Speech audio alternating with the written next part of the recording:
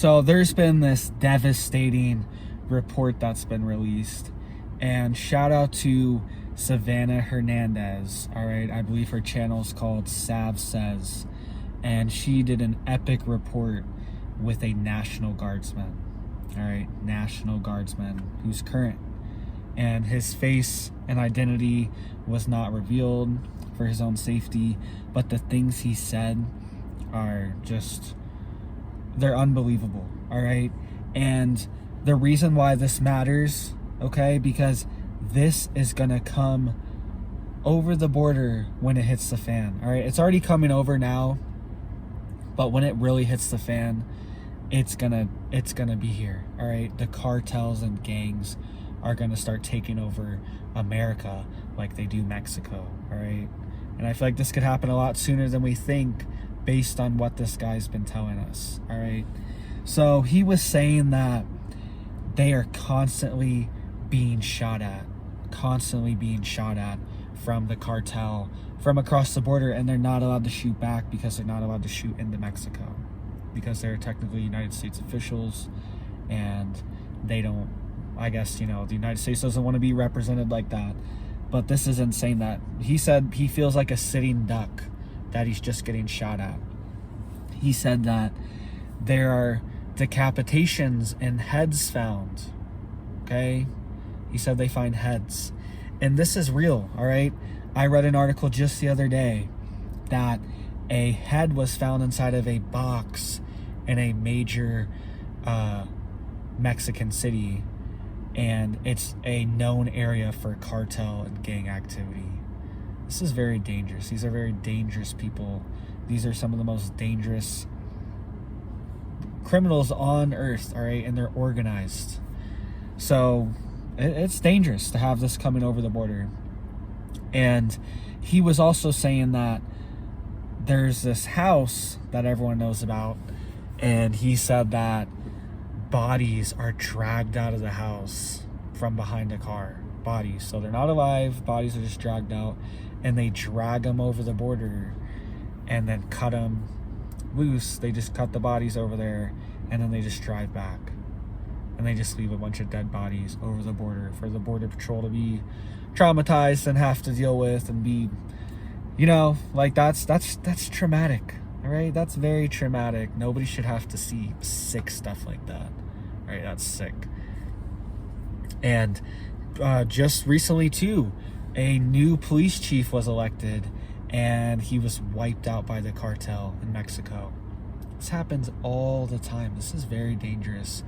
And this National Guardsman is warning, hey guys, this is right here. This is right on the border. What happens when we're overwhelmed? What happens when there's a collapse? What happens when we don't have funding for the National Guard or Border Patrol? Or they're just overwhelmed. The cartel gets so organized and so well funded that, hey, they just take over. They have more people, they have more weapons. This is very dangerous. We could see like some Mad Max scenarios in America, right? And this is Mexico. This is our closest neighbor, right? Canada and Mexico, these are our neighbors.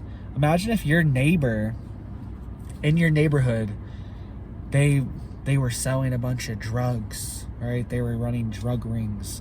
They've kidnapped people. They would, get rid of people. They would do crazy things like beheadings. All right, imagine if your neighbor did this. And that's what's happening here. It could easily spill over to you. One of the people at the neighbor's house could easily get over here and hurt somebody. Something could happen, all right? Or it could spill over. They could take over your house. If there's enough people. This is like not okay, all right? And when it really hits the fan, when we don't have enough funding, that's what we're moving towards. We're moving towards this dollar collapse. What happens when we can't fund our military? We can't fund our National Guard. We can't fund security. We can't fund the police. All these different things. It's already moving towards that. All right, it's all the money's just debt anyways, so we already technically can't fund it. So this is serious, guys, and it's also discretionary for the president, how much enforcement is controlled. And if this spills over, I mean, good luck. If you're in Texas, everywhere. It's gonna be everywhere. But if you're in Texas or California, these border states, these big ones, it's gonna be scary. It's gonna be a nightmare. I'm sure there's already a lot of people that are worried about it. All right.